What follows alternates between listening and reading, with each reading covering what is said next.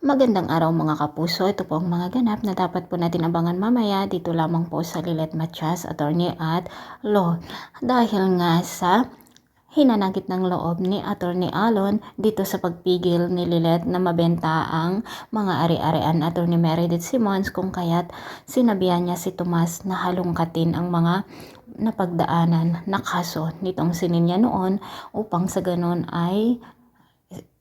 ibahagi nila ito sa korte. At talaga namang pong napakasakit dito kay Ninya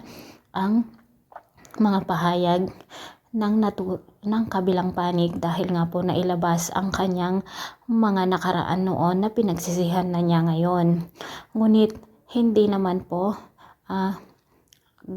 madali dito kay Tomas, dahil nga ayaw din niya sana, ngunit dahil sa pagpupus ni Attorney Alon sa kanya para manalo sila sa kaso, kung kaya't nagawa ito ni Tomas mga kapatid, at hindi rin sang-ayon ang kanilang kapatid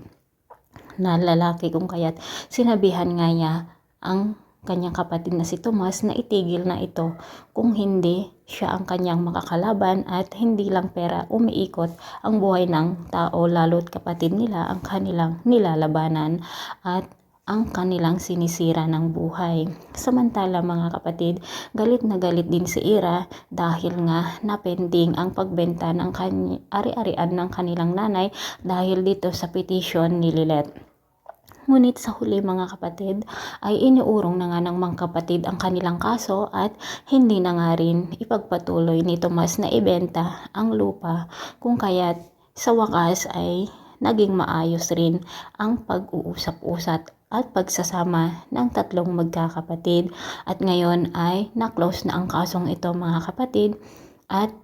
dahil na rin sa pagsabi ni Trixie kay Lilet na kung magkawar silang magkapatid na si Ira dahil sa mana ay siguradong hindi niya mapoprotektahan itong si Ira.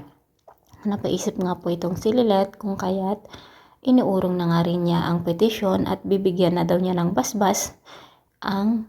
kanyang kapatid na si Ira at Attorney Alon upang sila ay magpakasal. Sa desisyong ito ni Lilet mga kapatid, lalong naging masaya si Attorney Alon dahil may laya na nga niyang gagawin ang kanyang balak na paghihiganti dito sa kanila at ang pagkuha ng lahat ng ari-arian dito kay Ira, para sa ganun ay makabayad na nga siya kay Patricia. Napakagulo ng pangyayaring ito mga kapatid, ang teleseryong ito, ngunit abangan po natin kung ano pa ang susunod na mga kaganapang. Maraming salamat po, bye bye.